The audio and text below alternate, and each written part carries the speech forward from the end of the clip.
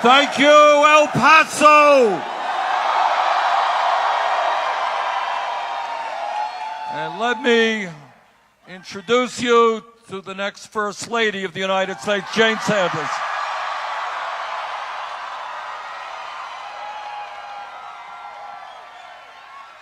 Whoa, there are a lot of people here. And there are a lot of people outside who couldn't get inside. So thank you all very much for coming. Let me thank Sparta for their music. Let me thank David Stout for his remarks. Let me thank Samia Diatzlan for her remarks. Alexandra Anelio, Marissa Marquez. And let me thank Jim Hightower, a friend of 30 years. Jim, thank you for all that you do.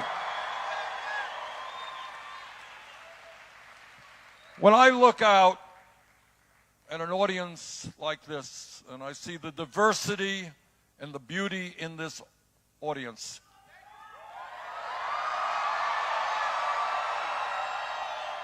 and let me tell you, you do look beautiful from here. And when I look out at this audience, I have absolute confidence that we can create a government that is based on compassion, is based on love, is based on truth, not what we have now of greed, corruption, and lies.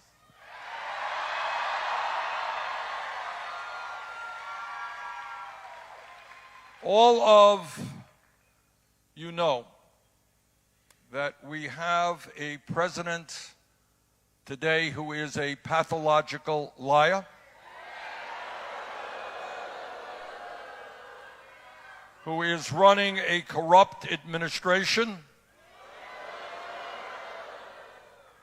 who is a racist, a sexist, a homophobe, a xenophobe, and a religious bigot.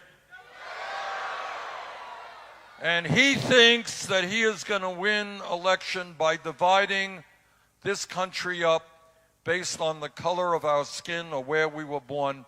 But we have news for Trump. Love and compassion and bringing people together is a lot more powerful than divisiveness.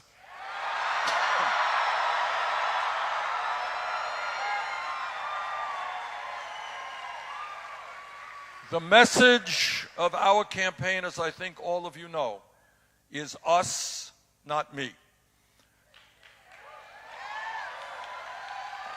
And that is about two very important, two profound points. First of all, Trump and his friends believe that the function of human life is to lie and cheat and step on people in order to make as much money as you possibly can.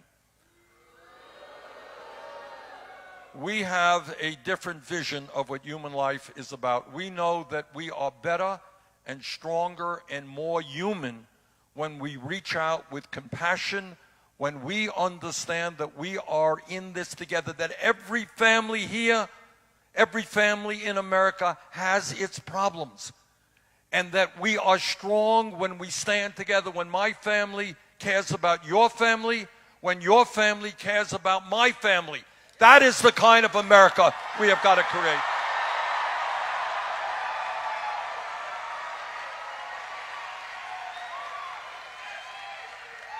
And we're going to win this election because the American people understand that there is something profoundly wrong in the richest country in the history of the world when we have more income and wealth inequality today than at any time in the last 100 years.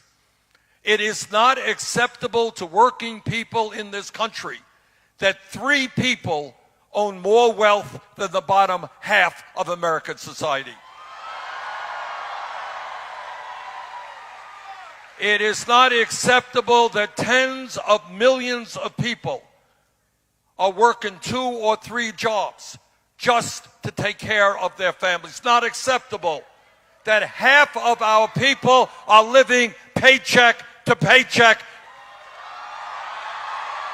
Okay. Brian, get off the stage. It is not acceptable that we are living in a society where so few have so much and so many have so little. Today, we got 500,000 people sleeping out on the streets of America. Today, we have 18 million families paying 50% of their limited incomes for housing. Today, we have hundreds of thousands of bright young people who cannot afford to get a higher education. Today, we have 45 million people paying a student debt that many of them cannot afford to pay.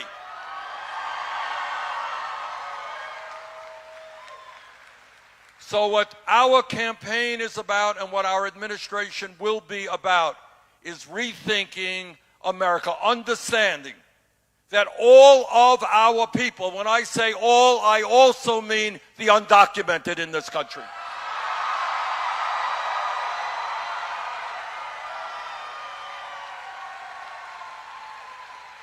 That all of our people are entitled to basic human rights. That if you work 40 hours a week in America, you should not earn starvation wages.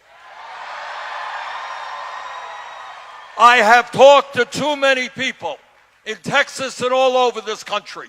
Yeah, they got a job, but they got a job that is paying them a wage which is unlivable. And that is why we're going to raise the minimum wage in this country to at least $15 an hour.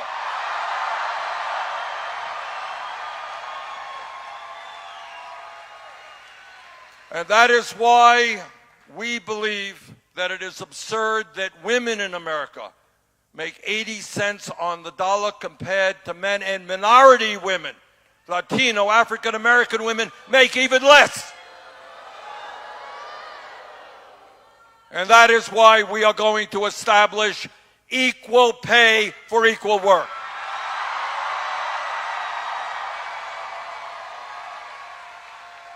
That is why when millions of workers all across this country want to join a union, because they understand that when you're in a union, you can negotiate decent wages and decent benefits. Thank you, National Nurses Union.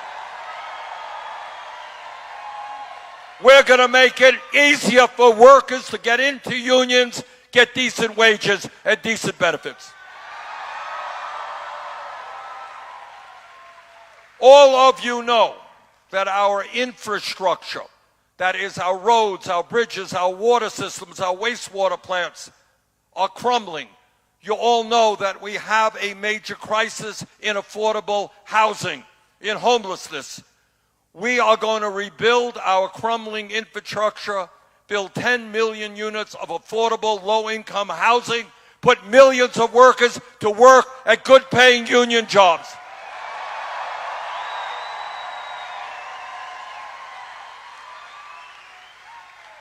And when we look at this country, we understand that education is enormously important.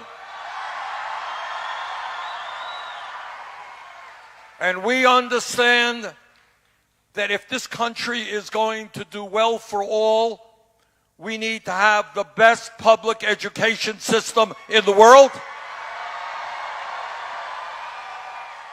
And that means universal, high-quality child care.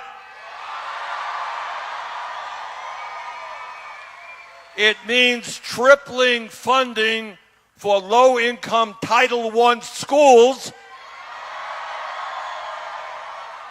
so that all of our kids, regardless of the color of their skin or the language they speak, regardless of the zip code they live in gets the kind of education that they need.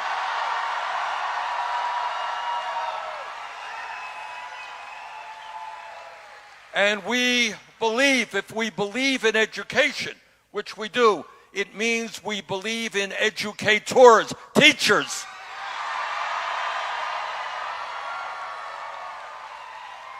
I hope very much that many of the young people who are here will give consideration to becoming a teacher. We desperately need great teachers in America. We need more Latino teachers, more African American teachers. We need more teachers. And because we believe in the importance of the work that teachers are doing, we're going to fight to make sure that no teacher in America earns less than $60,000 a year.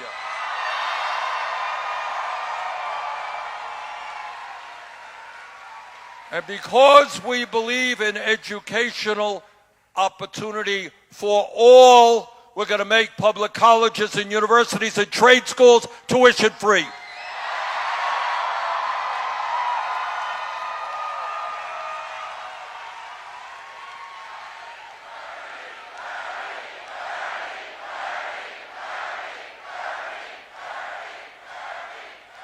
"12 years ago, some of you may remember that the United States Congress, against my vote, voted to bail out the crooks on Wall Street who nearly destroyed the economy. 2 years ago, Trump and his friends gave $1 trillion in tax breaks to the 1% and large profitable corporations. Well, I believe that if Trump can give $1 trillion in tax breaks to the 1% and large corporations, we can cancel all student debt in America.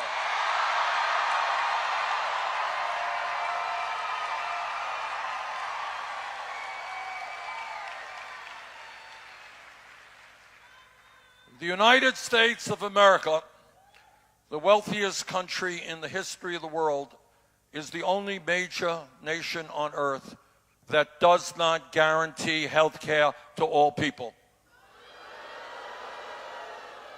Together, we are going to end that embarrassment.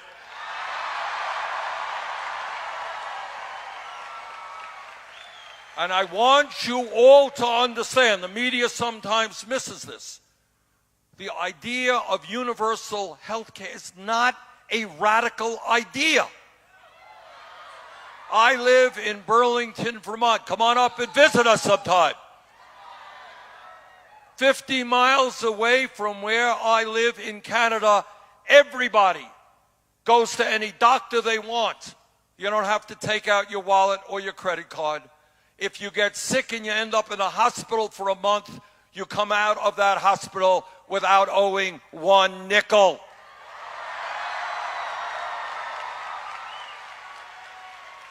That's not just Canada. It's the UK, it's France, it's Germany, it's Sweden, it's Denmark, it's countries all over the world.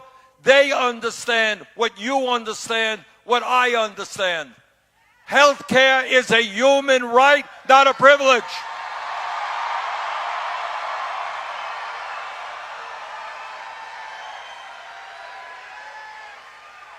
And I want to thank the National Nurses United Union.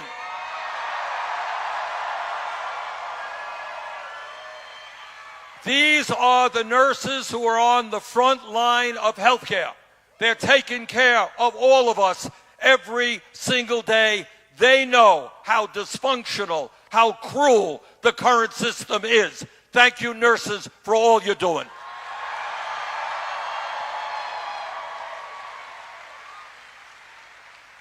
Now, you're going to see a lot on television that Bernie's ideas are too radical, can't be done. So let me take a minute to explain what Medicare for All means, what the nurses have been fighting for, what the American Academy of Physicians is fighting for, what I'm fighting for, and what many of you are fighting for. This is what it means.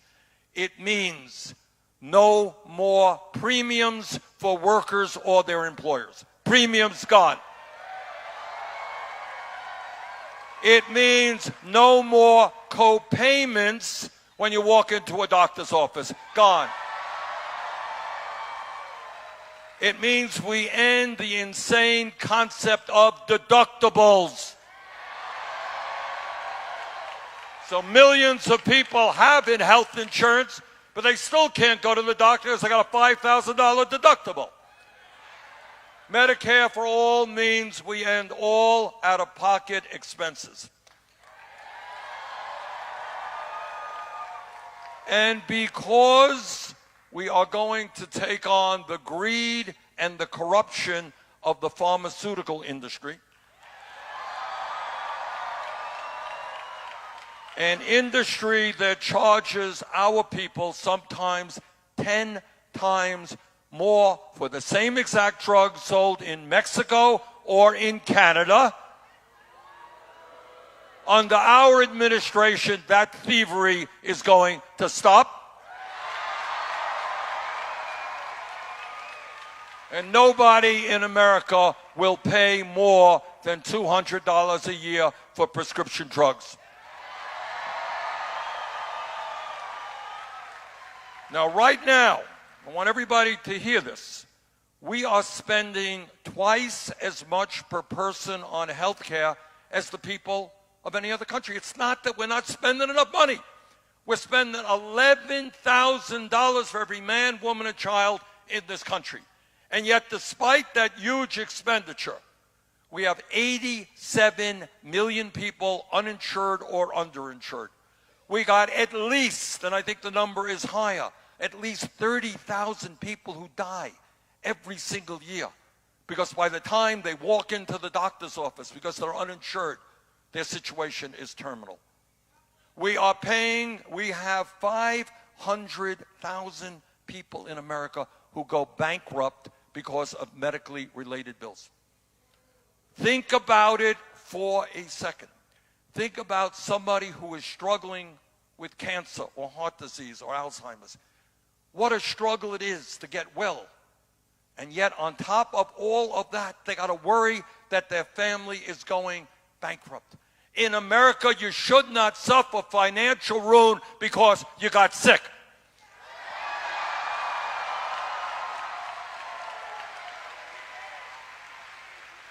So today it is inhumane. That's exactly what it is. It is cruel and inhumane. So today we say to the drug companies and the insurance companies who made $100 billion in profits last year, we say to them that the function of the humane healthcare system is to guarantee healthcare to all, not to make the drug companies and the insurance companies rich.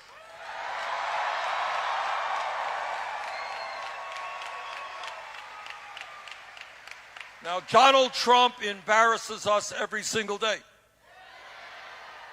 But in one area, he is embarrassing and hurting not only the American people, but people all over the world. Donald Trump thinks that climate change is a hoax.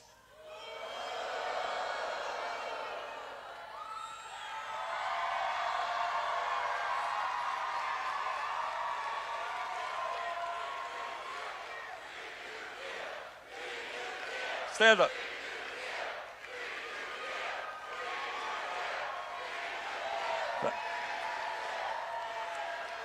Now, Trump thinks climate change is a hoax. But you know what? The scientific community believes that climate change is the greatest possible threat facing our country and the planet. And you know what? I kind of trust the scientists over Donald Trump.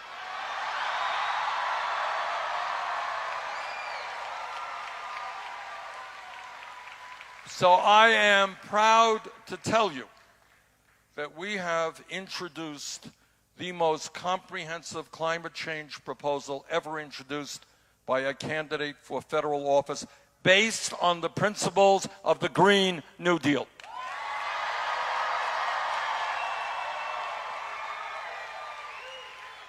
And what that proposal does is it moves this country as quickly and as aggressively as we can away from fossil fuel to energy efficiency and sustainable energies.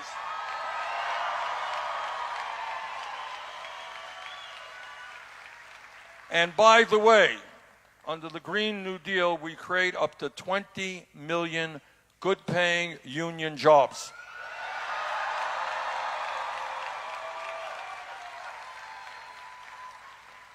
And what the Green New Deal is about is simply saying to the fossil fuel industry, makes billions and billions of dollars every year, that their profits are not more important than the future of this planet. This is not an issue, frankly, that we have an option. If we want to make sure that your kids and your grandchildren and future generations live in a planet that is healthy and habitable, we have got to transform our energy system. End of discussion. There is no option.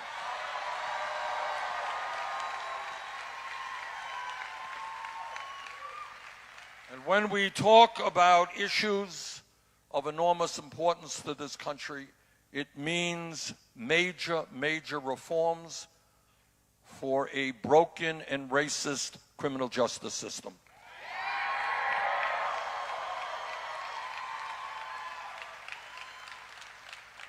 This is the United States of America.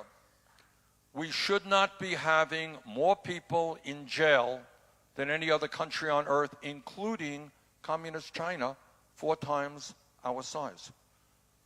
And the people in jail, as everybody here knows, are disproportionately African American, Latino, and Native Americans. So what we are going to do is invest in jobs for our kids, in education for our kids, not more jails and incarceration.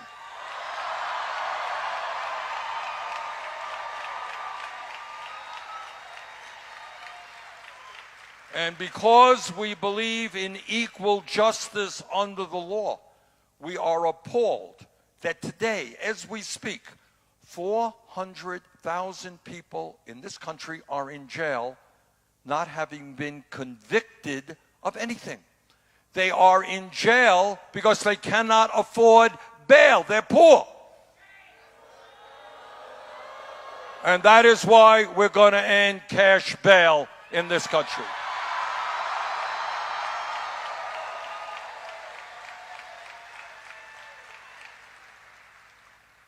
And because we believe that corporations should not be making millions in profit by locking up fellow Americans, we're going to end private prisons and detention centers.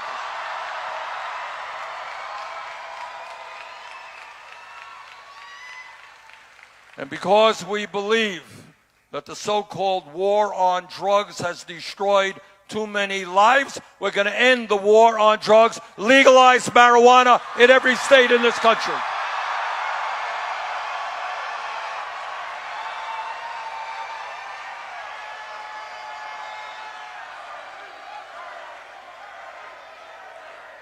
Let me ask you all a question. How many people here know someone who was arrested for possession of marijuana? That's what the war on drugs is about. We're going to move to expunge the records of those arrested for possession of marijuana.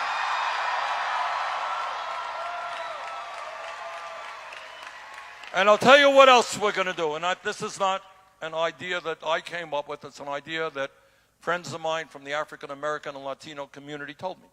And what they said, Bernie, you know, why don't you think about helping those communities that have been hardest hit, who have suffered the most from the war on drugs?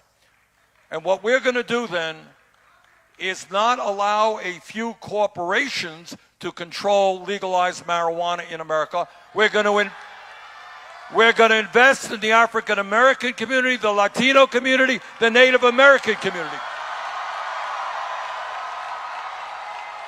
We're going to help those communities make a profit, create jobs from the legalization of marijuana.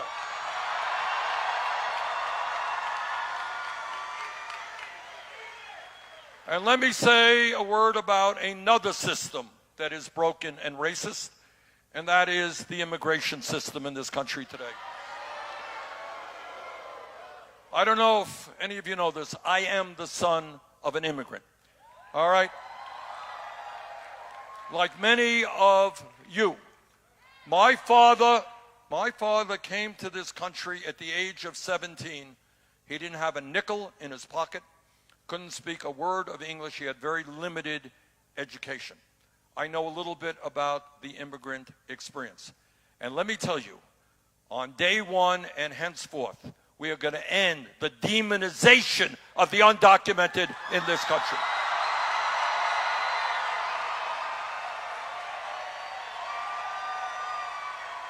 You know, and I want to say this. Many of you may know this, some of you may not.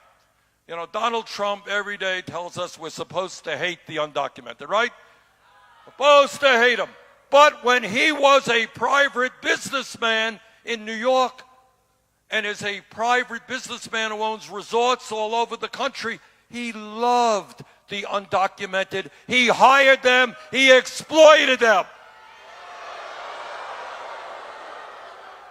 Donald Trump is not only a liar, he is a fraud. So on day one, through executive order, my promise to you is we will end all of the racist immigration executive orders promulgated by Trump.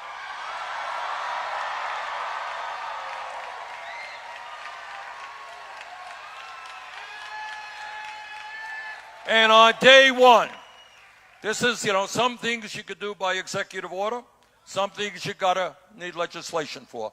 But by executive order, we will reestablish and restore the legal status of the 1.8 million young people and their parents eligible for DACA.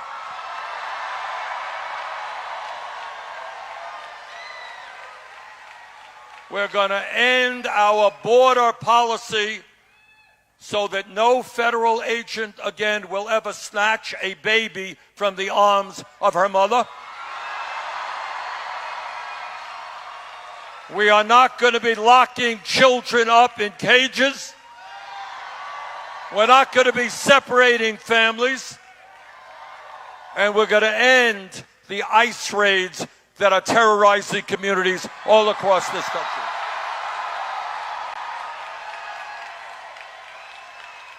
And the truth is that despite Trump's racism and his demonization of the undocumented, the American people want and we will deliver comprehensive immigration reform and a path toward citizenship for all 11 million undocumented.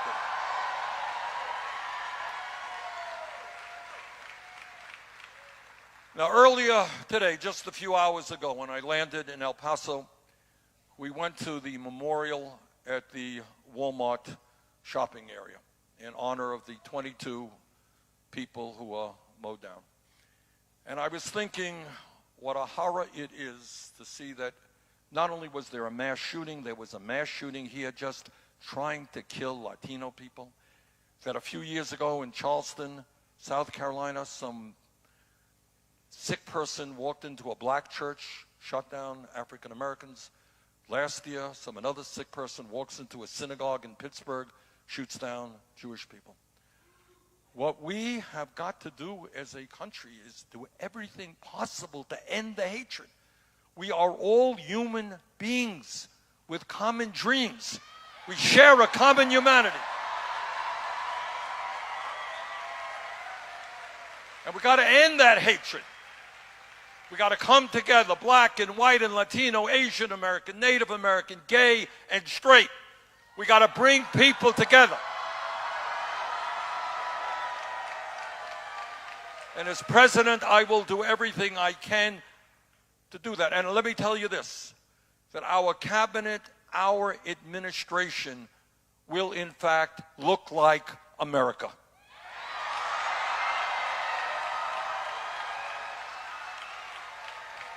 Now, there will be at least one old white guy up there, but you're going to look when you see that cabinet, when you see that administration, you're going to say, wow, this is what America looks like.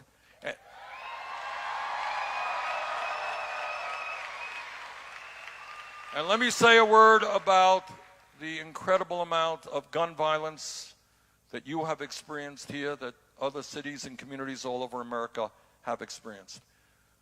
Our gun policy will be written by the American people, not the NRA.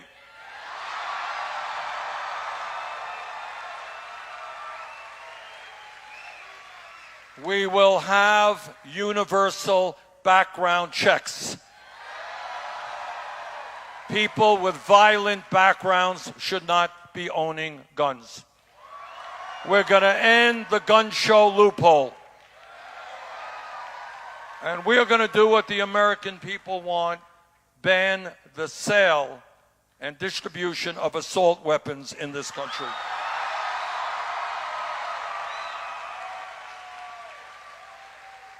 And as a United States Senator, you know, I hear a lot of speeches on the floor of the Senate, and I hear some of my conservative Republican colleagues talk about small government and getting the government off the backs of the American people. And I say to those hypocrites, if you believe in getting the government off the backs of the American people, understand that it is women who have a right to control their own bodies, not the government.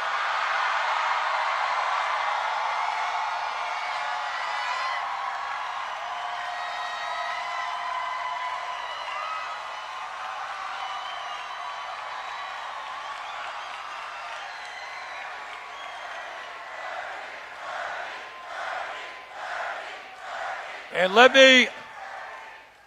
me say this to the men who are out there. The women in this country today are under assault. They're under attack every day. Men, stand up for the women.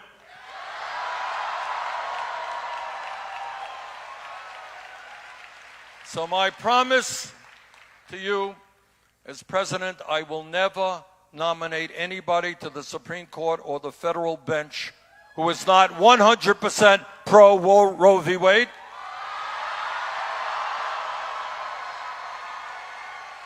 We will codify, put into law Roe v. Wade, and we will significantly expand funding for Planned Parenthood.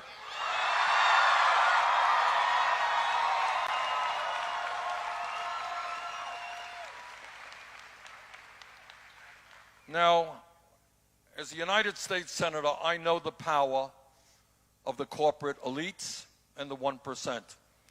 They are enormously powerful. They have endless amounts of money, underline endless. They own the media. They have a huge impact over the political life of our country. They buy and sell politicians. They obviously have an enormous impact over our economy. But at the end of the day, the 1% is 1%.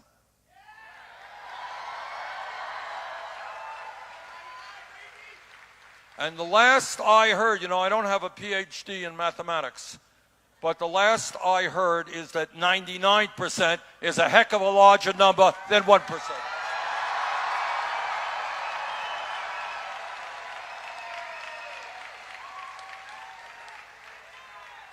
So if we stand together, if we do not allow Trump and his friends to divide us up, that's what they're trying to do every day. They're trying to divide us up, black and white and Latino, Native American, Asian American, gay and straight. They want to divide us up, and when we get divided up, we are weak and powerless. When we stand together, when we come together, there is nothing we cannot accomplish.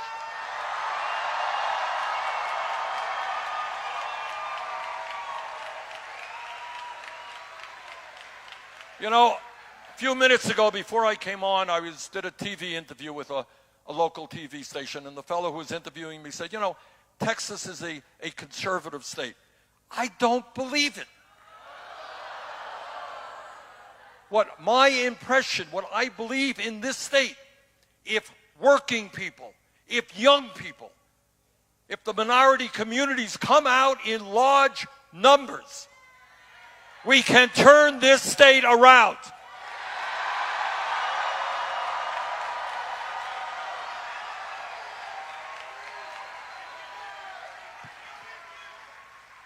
Your vote is your power. Not good enough to complain that you're earning starvation wages. Not good enough to complain you can't afford housing. Not good enough to complain about racism or sexism or xenophobia. Now is the time for action. Now is the time to get involved in the political process.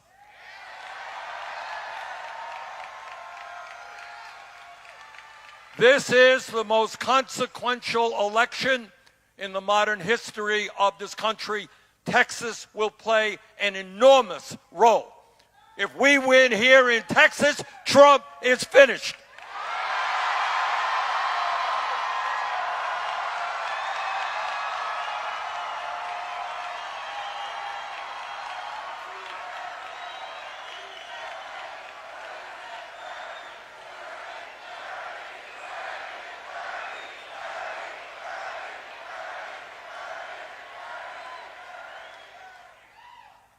On a week from Tuesday, Super Tuesday, Texas votes. There's early voting going on right now.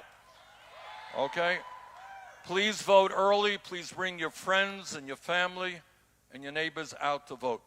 We can win the Texas primary. We can win the Democratic nomination. We can defeat Donald Trump. And we can transform this country.